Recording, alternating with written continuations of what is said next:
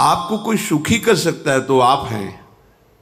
बिल्कुल घनीभूत अर्थात ठोस बात है, इसे समझ लेना। यदि आप अपने विचार के द्वारा, विवेक के द्वारा अधर्माचरणों का त्याग करके धर्म पूर्वक जीवन व्यतीत करते हुए भगवान नाम जप करते हैं, तो पूर्व पाप कर्म के अनुसार जब देह रचा गया तो उसमें जो प्रारब्ध दुख सुख का है वो तो आएगा, पर आपको परास्त नहीं कर पाएगा। और आगे आपके लिए महासुख है जो दुख और सुख दोनों से परे है। अखंड प्रसन्नता, अखंड आनंद, वो केवल आपके करने से होगा। उपदेश मिल सकते हैं, मार्ग बताया जा सकता है, आपको सहयोग मिल सकता है, पर चलना आपको होगा।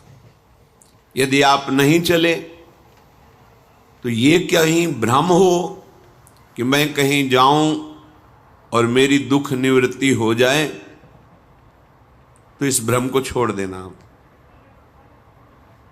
क्योंकि हम आप तो बहुत छोटे जीव हैं, अर्थात बहुत लघु तपस्या, लघु पुण्य वाले हैं।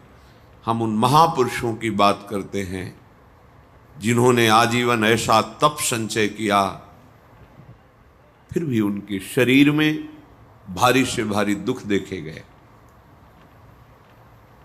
ये दुख और सुख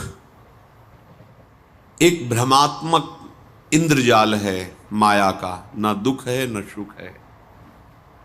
जैसे जो सपने सिर काटे कोई, बिन जागे दुख दूर न होई, ऐसे स्वप्न में तुम चक्रवर्ती सम्राट बन जाओ तो जगने पर तुम थोड़ी रहोगे, तुम जो हो वही होगे। हम भगवान के चिदानंद अंश हैं। ये भूल कर हम अपने को स्त्री पुरुष, अच्छा बुरा, धनी निर्धन, दुखी सुखी आदि आदि बहुत सा प्रपंच है, इसे हम अपने दिमाग में बैठा लिया है। जब तक आप ये प्रपंच नहीं छोड़ोगे तब तक आपको सुखी कोई कर ही नहीं सकता, क्योंकि दुखालयम नाशवान संसार का तो तुमने अस्तित्व रखा है। अगर ये किसी के दूर करने से होता तो स्वयं जगत गुरु परब्रह्म परमात्म तत्व भगवान श्री कृष्ण सामने हैं और अर्जुन को कह रहे हैं, मात्रा स्पर्शास्तु कौन्तेय शीतोष्ण सुख दुखदा आगमा पायनो अनित्यास्तास्तितिक्षस्व भारत। हे भारत, हे अर्जुन, ये आने जाने वाले अनुकूलता प्रतिकूलता, गर्मी शीतलता, अर्थात काम क्रोध लोभ मोह मद मत्सर अपमान निंदा, ये सब ताप पहुंचाते हैं। अनुकूलता सम्मान यश कीर्ति धन वैभव मानी हुई मान्यता, ये सब शीतलता पहुंचाते हैं। ये उष्णता और शीतलता, अनुकूलता और प्रतिकूलता आने जाने वाले हैं। भगवान ये नहीं कह रहे मैं मिटा दूंगा, कह रहे तास तितिक्षस्व भारत, हे अर्जुन ये तुम्हें सहना होगा। यदि तुम इसे सह गए तो तुम्हारे हृदय में ऐसी स्थिति प्रकट हो जाएगी कि फिर ये स्पर्श भी नहीं कर पाएंगे। सहने से तुम्हारी भक्ति बढ़ेगी, तुम्हारा चिंतन बढ़ेगा, तुम्हारा स्मरण बढ़ेगा, सत्य वस्तु के लिए, सत्य तत्व के लिए तुम सुखी हो जाओगे। बिल्कुल खुली बात। आडंबर नाटक पाखंड इसकी जरूरत नहीं है। प्राकृतिक भोगों में सुख बुद्धि, देहाभिमान, विद्या रूप महत्व कुल धन यौवन अभिमान, यही तुम्हारे दुख का मूल है और ये कोई दूसरा नहीं हटा सकता। ये तुम्हें अपने विवेक सत्संग से प्राप्त हुए विवेक के द्वारा, शास्त्र स्वाध्याय से प्राप्त हुए विवेक के द्वारा इसे तुम्हें त्यागना है। दुख तुम पकड़े हो तो छुड़ा कौन सकता है? छुड़ाना तो आपको ही पड़ेगा। अगर कोई वादा करता है कि मैं आपको दुख रहित कर दूंगा, मुझे आज तक समझ में नहीं आया। दुख रहित होने का जो उपाय है वो गुरुजन महापुरुष संत जन बताते हैं। कि जब चारों ओर अंधेरा छा रहा हो, कोई अपना न दिखाई दे रहा हो, केवल दुख ही दुख, अशांति ही अशांति, उस समय आप देखिएगा कोई एक है जो आपको बहुत प्यार कर रहा है। वो हमारे प्रभु हैं। आप जिनकी तरफ पीठ किए हो और जहां दुख है उधर मुख किए हो, वापस घूमो, सन्मुख होइएगा। सन्मुख होए जीव मोय जब वहीं, जन्म कोटि अघनाशों तब वहीं। करोड़ों जन्मों के पाप नष्ट कर देते हैं भगवान। जहां प्रभु की तरफ हुए तो पता चला बहुत जन्मों से बिछुड़ा था, वो मेरे स्वामी मिल गए। भारी से भारी संकट की निवृत्ति के लिए एकमात्र उपाय भगवान श्री हरि का आश्रय, उनके नाम का जप। सत्य मान लीजिए, आडंबर से कुछ नहीं होना। चाहे जितने जंतुर बांध लो, चाहे जितना जो कुछ जादू टोना जो मन आवे सो कर लो, बारी मथे घृत होए बरु शिकताते बरु तेल, बिनु हरि भजन न भवतरी यह सिद्धांत अपेल। विनिश्चितम बदामिते नान्यथा वचांस में हरि भजन्ति नरा। अटल बात है, यदि भजन नहीं करोगे तो तुम्हें कोई सुखी नहीं कर सकता। तात्कालिक आपको ऐसा लग सकता है मेरा काम बन गया, नहीं, वो तत्कालिक है।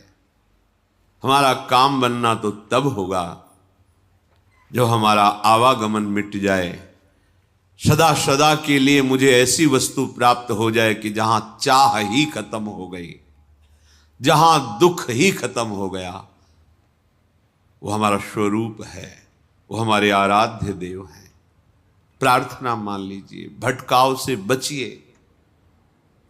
ये कलिकाल मलायतन मन कर देख विचार, श्री रघुनाथ नाम बिन नाहिन आन आधार। महापुरुषों ने स्पष्ट कहा, ये मलायतन मल का आगार है। मल माने कामना, नाना प्रकार की वासना, भ्रष्ट आचरण, छल कपट, दंभ पाखंड, बोलबाला, इसका एकमात्र श्री भगवान का नाम आधार है। जो चाहत है नित्य सुख अरु मन को विश्राम, तो हित ध्रुव हित सो भजत रहो पल पल श्यामा श्याम श्यामा श्याम श्यामा श्याम। यदि सच्चिदानंद शाश्वत सुख चाहते हो, जहां से कभी हटना ना पड़े, केवल सुख ही सुख है, आनंद ही आनंद है, और मन का विश्राम चाहते हो कि भाग दौड़ मन की मिट जाए, तो बस प्रेम से बोलते रहो श्यामा श्याम श्यामा श्याम, राधे श्याम, राधा राधा राधा वल्लभ। ये बड़ी शोध करके महापुरुषों ने बात कही है।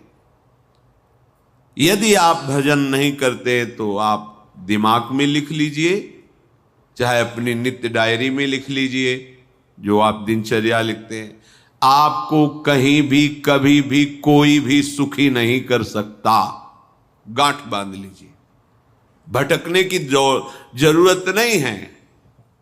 और यदि नाम जप करने लगे, धर्माचरण करने लगे, तो तुम आशीर्वाद देने वाले बन जाओगे।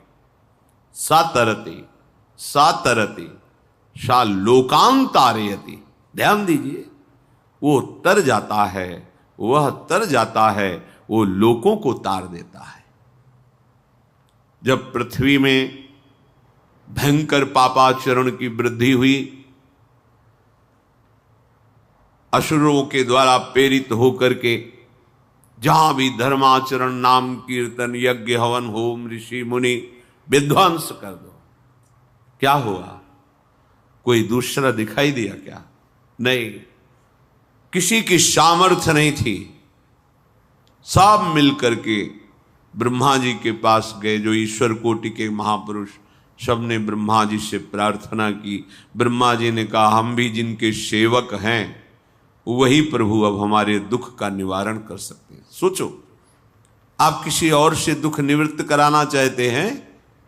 जिसने सृष्टि बनाई है, भगवान ब्रह्मा जी भी कह रहे हैं, मैं जिनके सेवक हूं, वही प्रभु हमारे और आप सबके दुखों का निवारण करते हैं। तो आपको समझ में नहीं आ रहा कि एकमात्र भगवान श्री हरि ही हमारे दुख का निवारण कर सकते हैं।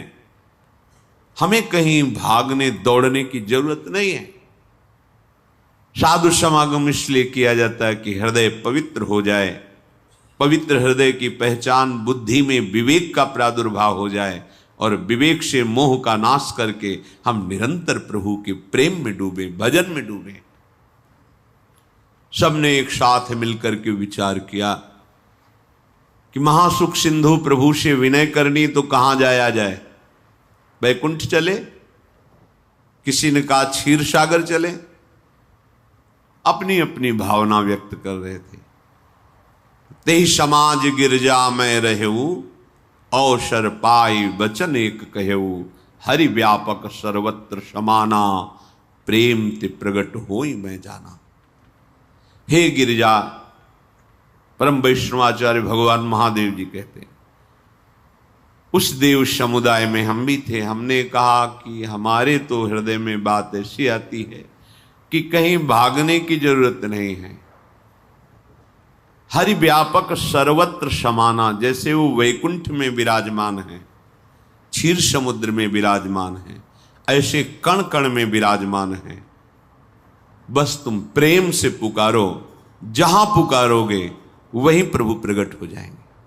नाम बाणी जहां श्याम श्यामा तहां, नाम बाणी निकट श्याम श्यामा प्रगट। सिद्ध सिद्धांत है, भटकने की जरूरत नहीं।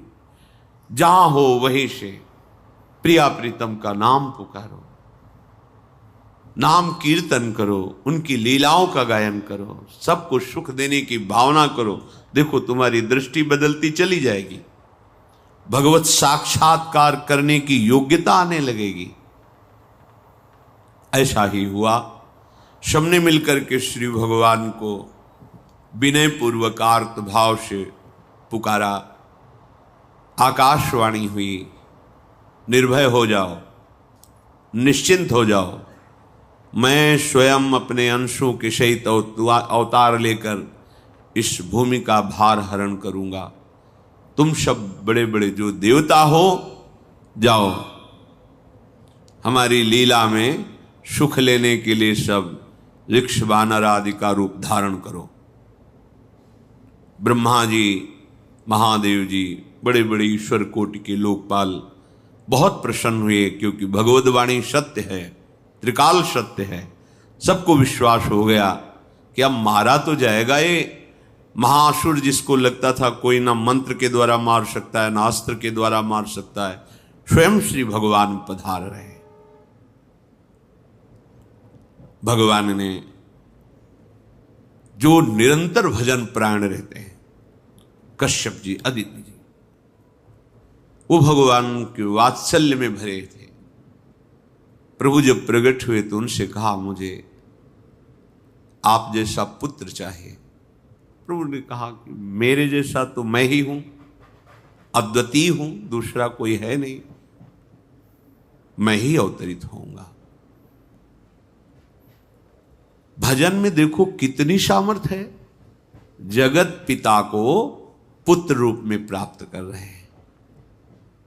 वही चक्रवर्ती सम्राट अवधपुरी के नरेश महाराज दशरथ जी के रूप में, जिनके महामहिम अद्भुत सौभाग्य प्राप्त करने वाली तीन ये रानियां, श्री कौशल्या जी, श्री कैकेयी जी, श्री सुमित्रा जी।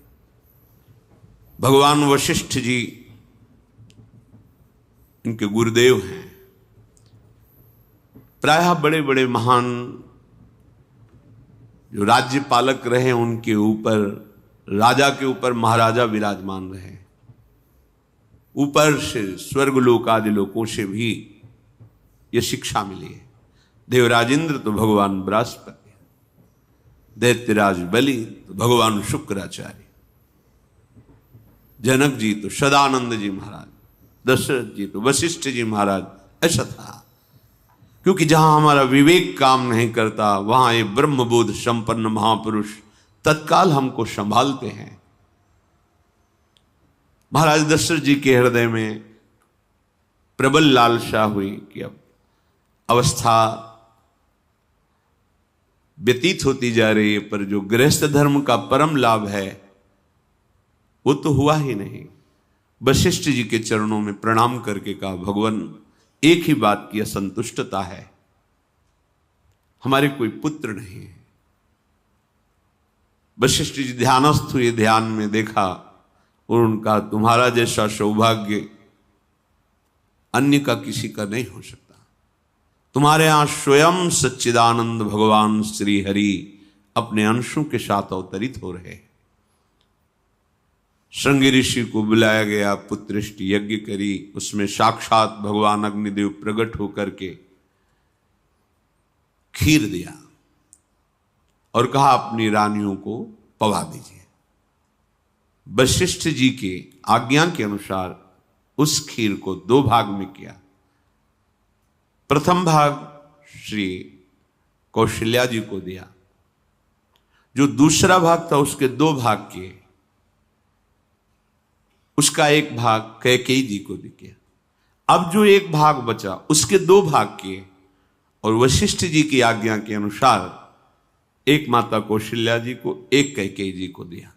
उन्होंने अपने हाथ से सुमित्रा जी को दिया, तो सुमित्रा जी के गर्भ से लक्ष्मण और शत्रुघ्न, कौशल्या जी ने जो भाग दिया उससे लक्ष्मण जी प्रकट हुए, जो रामचरण अनुरागी, अद्भुत अद्भुत हरि प्रेमी। शत्रुघ्न जी भरत चरणों का आश्रय लिए हुए राम जी का सेवन करते। बड़ा रहस्य है, कितनी मर्यादा है गुरु की आज्ञा से। जहां जैसा विधान होना चाहिए वैसा, तो उस बड़ा मंगल शुरू।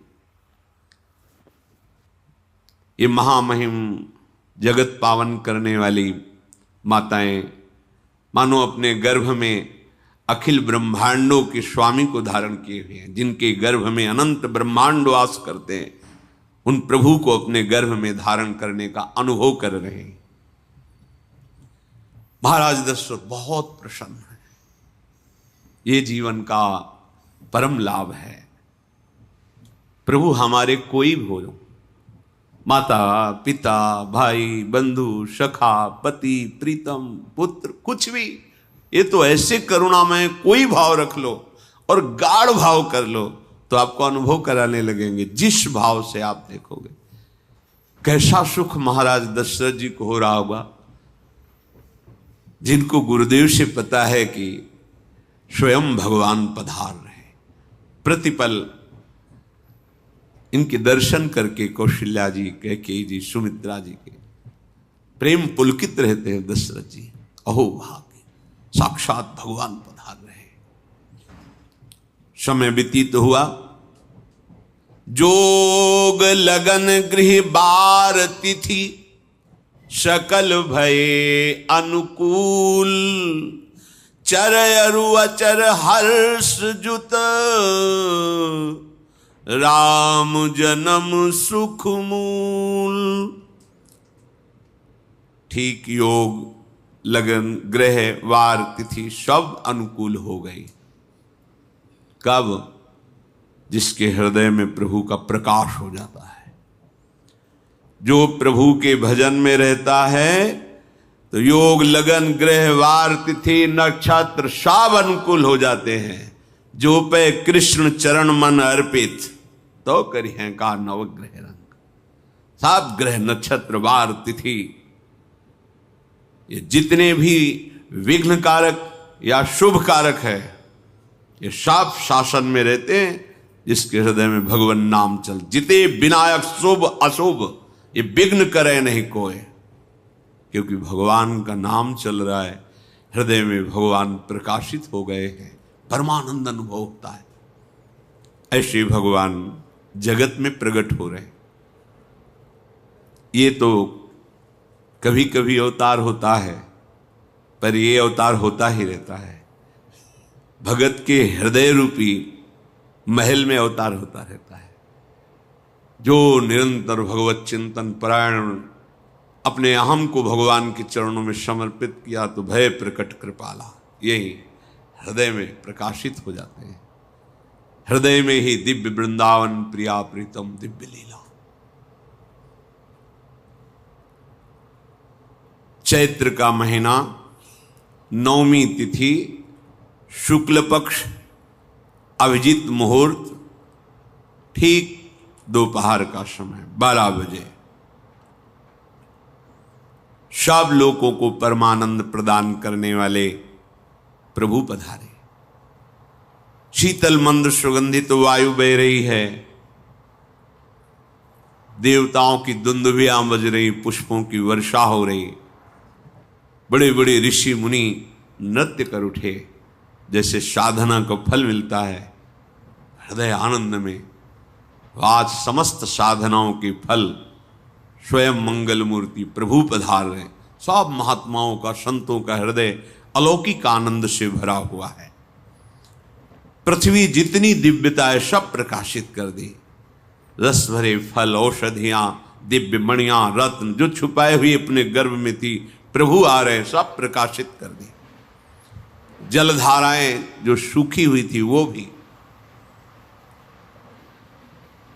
जब ब्रह्मा जी ने देखा कि जो भगवान ने आकाशवाणी में कहा था वो सब सत्य हो रहा है, आकाश में ब्रह्मा जी समस्त देवतागण विराजमान होकर के अंजलियों में दिव्य पुष्प लेकर के वर्षा कर रहे हैं, सुंदर सुंदर अलग अलग वाद्य बज रहे हैं, ऋषि मुनि देवता सब स्तुति कर रहे हैं, प्रणाम मुद्रा में सब खड़े हैं, क्योंकि समस्त लोकों का पालन करने वाले भगवान श्री हरि महाराज चक्रवर्ती सम्राट दशरथ जी के भवन में प्रकट हो रहे हैं। तो आकाश में सब ईश्वर कोटि के महापुरुष पुष्पांजलि अर्पित कर रहे हैं। उसी समय भगवान का प्रादुर्भाव होता है। भगवान कभी गर्भ से नहीं प्रकट होते, लीला होती है, ऐसा अनुभव होता है गर्भ है, पर पहले भगवान भगवान के रूप में प्रकट होते हैं, फिर वो बालक बन जाते हैं। कभी ऐसा कहीं नहीं मिला, अनुभव होता है ऐसा, समय से गर्भ रहा, समय से गर्भ बढ़ा, ऐसा अनुभव होता है, पर भगवान प्रकट होते हैं। इसीलिए भय प्रगट कृपाला दीन दयाला कौशल्या हितकारी हर्षित महतारी मुनि मनहारी अद्भुत रूप विचारी लोचन अभिरामा तनु घन श्यामा निज आयुध भुज चारी भूषण बनमाला नयन विशाला शोभा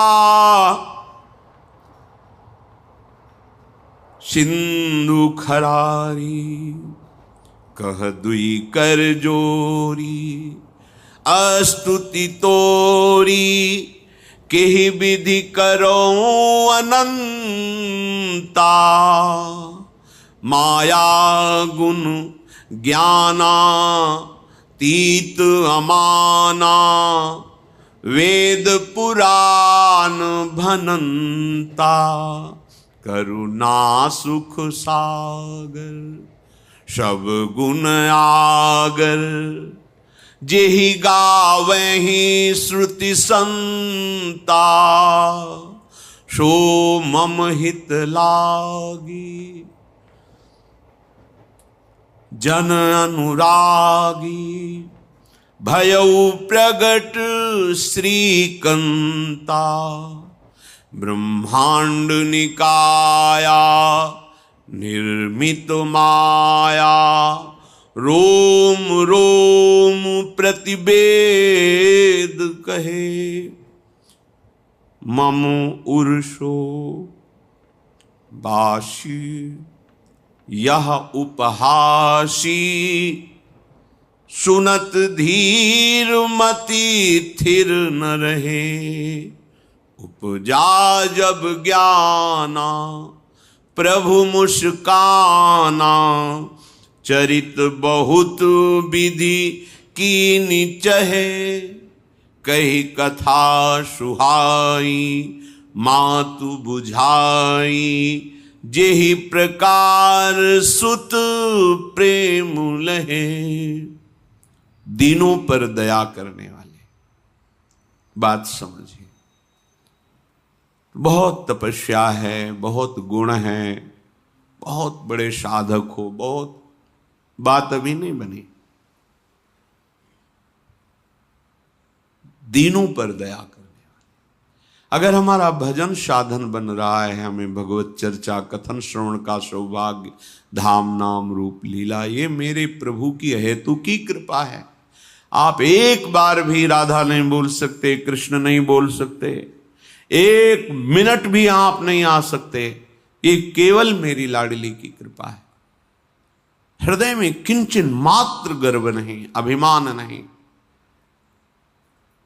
वो हमारे भगवान को बहुत प्यारा होता है, प्रियालाल को बहुत लाडला होता है। हमें प्रभु के अगर चरणारविंद के अनुराग में डूबना है तो विवेक से देखो है क्या पास हमारे। अगर कुछ भी दिया हुआ है भौतिक आध्यात्मिक, वो सब मेरे प्रभु का दिया हुआ है, तो गर्व किस बात का, अहंकार किस बात, तो दैन्यता आ जाएगी। अज्ञान से ये अहंकार बढ़ता है, ज्ञान से इसका समन हो जाता है। चाहे भौतिक हो चाहे आध्यात्मिक हो, मेरे को सब कुछ मेरे प्रभु ने तो दिया है। ध्यान देकर देखो तुम्हारी उपज क्या है, तुम भी तो उन्हीं के अंश हो। न तुमने शरीर बनाया, न संसार बनाया, तो फिर अध्यात्म तो भौतिक अध्यात्म सब कुछ मेरे प्रभु का दिया हुआ है, सब कुछ प्रभु में है, तो फिर अहंकार किस बात का, दैन्य हो जाओ। यंत्र कहे कि मैं दक्षिण की तरफ चलूंगा और यंत्री तुम्हें उत्तर की तरफ चलावे तो एक कदम चल नहीं सकता यंत्र, ठीक ऐसे ही तुम हो। पर यह ज्ञान न होने के कारण अहम वृत्ति को स्वीकार करके मनमानी आचरणों में उतर गए। अब तुम्हारा यंत्री माया हुई,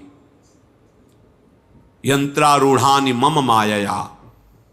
और यदि भगवद आज्ञा का पालन करते हुए भजन परायण, तो आप भगवान के हाथ के यंत्र बन जाओगे, महासुख में निमग्न हो जाओगे।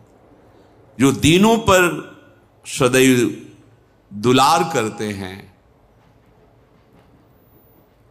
माता कौशल्या जी को परम सुख देने वाले प्रभु प्रकट हुए।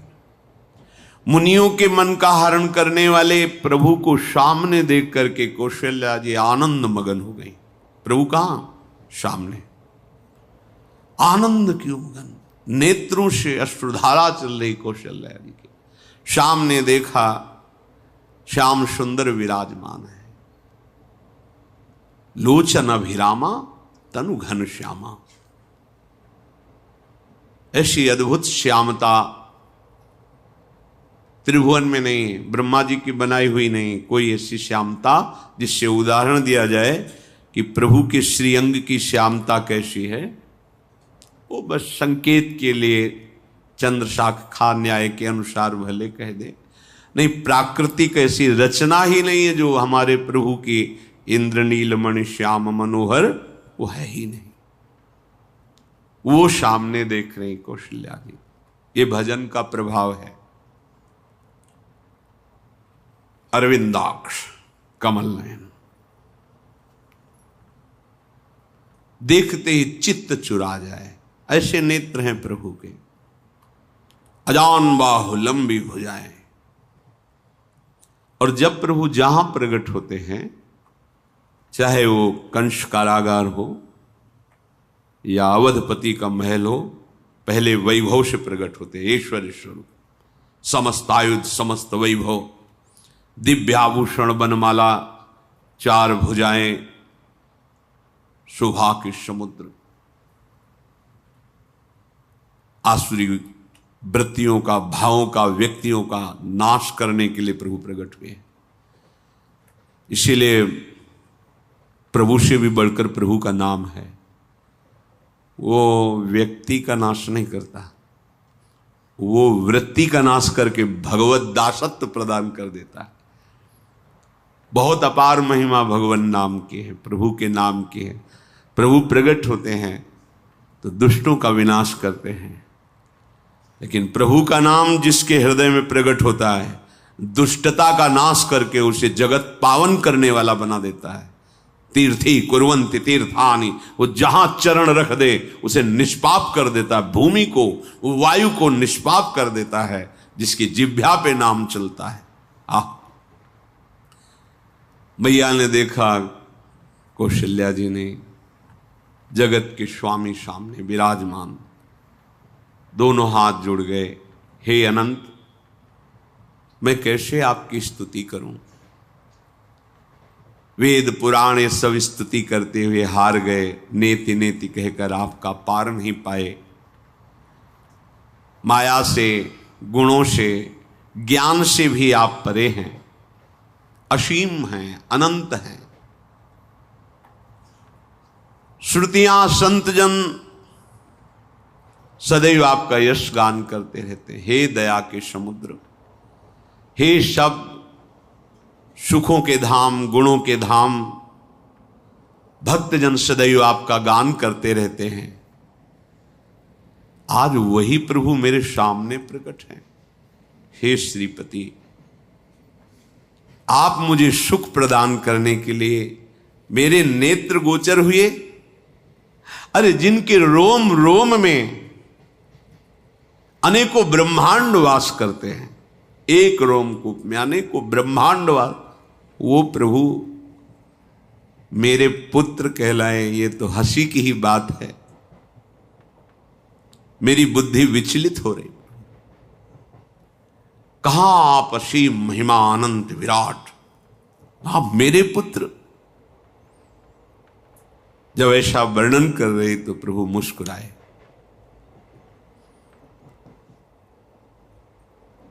बहुत प्रकार से मैं आपको सुख देना चाहता हूं, इसलिए पहले मैं इस रूप में आया हूं कि आपने जो भजन करके मांगा था कि मेरे जैसा पुत्र हो, तो देखो मैं ही स्वयं, मेरे जैसा और कोई है ही नहीं, मैं ही स्वयं आया हूं।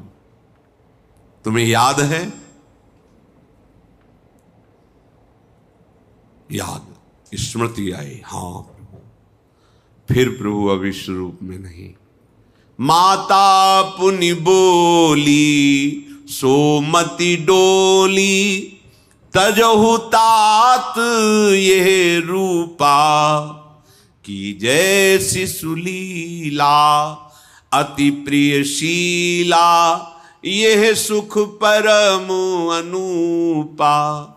हाँ हाँ प्रभु याद आ गया। ओहो, अहो भाग्य, अहो भाग्य। तो फिर प्रभु ये रूप छोड़ो और जो सुख देने के लिए आप पधारे हो वो रूप धारण करो। प्रभु जब आप हमारे पुत्र बनने के लिए आए हो तो फिर शिष्य रूप धारण करो।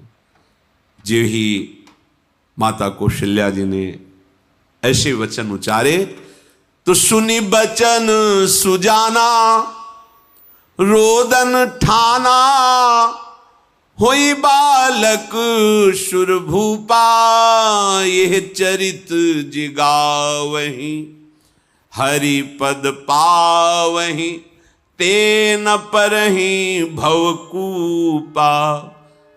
इतना सुनते ही सुजान भगवान श्री हरि नवजात शिशु होकर के रोने लगे। जो इस पावन चरित्र का गान या श्रवण करता है वो कभी दोबारा इस संसार में जन्म नहीं लेता है। भगवान के कैसे महामहिम चरित्र। देखो अभी भगवान प्रकट हो रहे हैं और उसका फल बता रहे कि जो भगवान की इस पावन लीला का गायन या श्रवण करेगा, दूसरे साधन बने न बने, निश्चित वो भगवत प्राप्त हो जाएगा। इसका फल ही है ये चरित जिगावहीं, हरि पद पावहीं, तेन परहीं भवकूपा। ब्रह्म ऋषियों के लिए गौ देवता संत भक्तों के लिए स्वयं भगवान लीला सुख प्रदान करने के लिए अवतरित हुए हैं। सतोगुण रजोगुण तमोगुण से अतीत भगवान का चिदानंदमय देह है, मनुष्य रूप में ही प्रकट हो रहे हैं। पर ये मायाकृत नहीं, ब्रह्मा की सृष्टि का नहीं है। चिदानंद सच्चिदानंद रूपाय, ऐसे ही चिदानंदमय देह तुम्हारी विगत विकार जान अधिकारी। निज इच्छा निर्मित तनु है, कर्म बंधन से नहीं, प्रकृति के अधीन नहीं, प्रकृति को अधीन करके स्वयं की इच्छा से आत्मस्वरूप सच्चिदानंद भगवान का विग्रह है। अब शिशु का रोदन सुन करके जैसे समुद्र में ज्वार भाटा आ जाता है, ऐसे महाराज दशरथ जी के भवन में सुख सिंधु की बाढ़ आ गई। महारानी कौशल्या जी ने शिशु का जन्म किया। ऐसा जन्म हुआ है जन्म मरण मिटाने वाला। आप सोचते होंगे कि ये प्रिया प्रीतम के अनुरागी, हम आपको सच्ची कहते हैं, हम इनकी बात कर रहे हैं ना तो दिमाग में रील कुछ और ही चलती है। हमें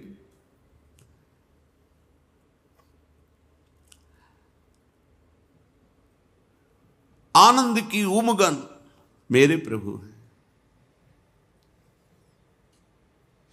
कल जब इस प्रसंग का गायन करना है तो थोड़ा चिंतन कर रहे थे, तो जब जनकपुर की सीमा में भगवान विश्वामित्र जी के साथ पधारते, आगे प्रसंग आएगा,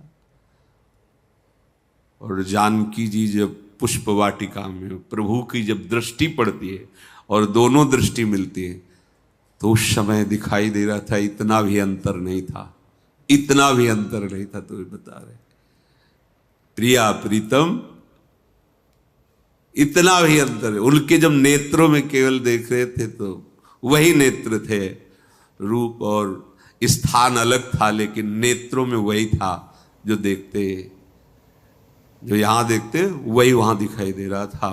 दोनों नेत्रों में पहचान, जैसे अपना पति है ना,